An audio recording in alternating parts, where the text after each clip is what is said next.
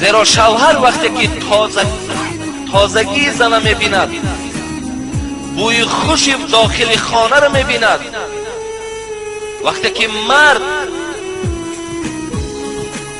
اسمه و سرمه زن میبیند، البته طبیعت مرد دیگرگون میشود. خواهشات مرد در خود زن و در خانه و در زندگی باز بیشتر میشود.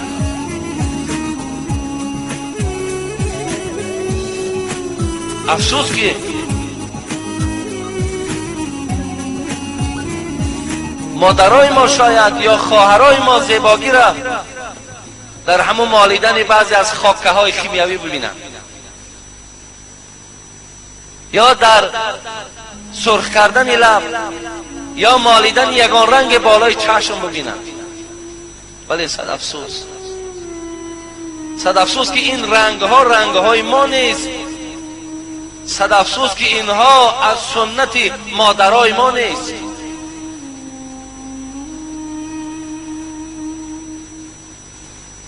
امروز خیلی جای تأسف است برادرای عزیز و گرامی،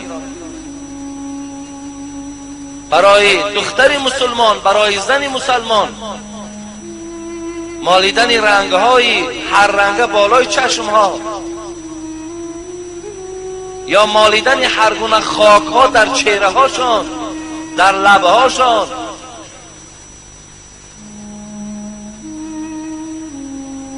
که اونها همچون تصور میکنن که شاید ما زیبا شده باشیم. چگونه پیامبر گرامی میگه زیبایی مرد در زبانش است، مرد از زیباییش در زبانش است. شما را هم خواهرای عزیز، زیباییتان در عفتتان است، در تازگیتان است. تازگی شما در احترام پدر و مادرتان است، تازگی شما در احترام شوهراتان است. خوشرویی شما در آن رویمال‌ها و گردنبندها و اون آستین‌های دراز و اون پارچه‌های درازی که شما دارید، زیبایی شما در اوست، نه در این طرزی که امروز شما هم در دین و هم در ملت خلل پیدا کردید. در این نیست.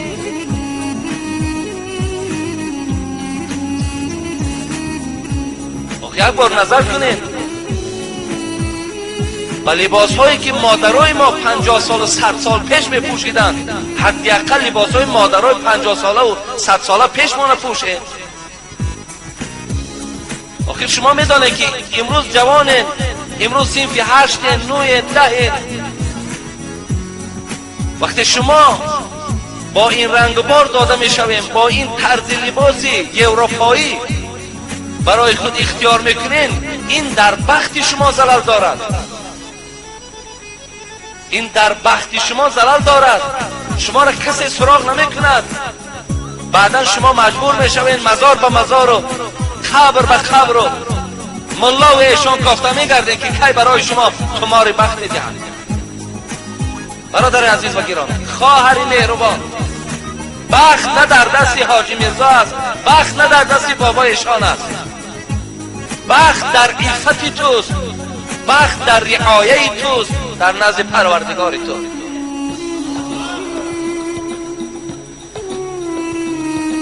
خیلی در بخت ضلال دارد. چگونه خواهرای ما یک دم پیش شوهر میکردن، مزار به مزار و هیکل به هیکل میگشتن تعظیم کنان، که در نکاح ایشان، در حیات ایشان ضررها پیدا میشد. من برای شما هم یک برادر، برای بعضی از شما هم چون پدر بیان میسازم که زیبایی شما خواهر عزیز فقط و فقط در این است که تو از پشت خدمت‌های خوب تو همیشه تبسم در چهره پدر و مادر تو باشه. این عفت توست، این زیبایی توست.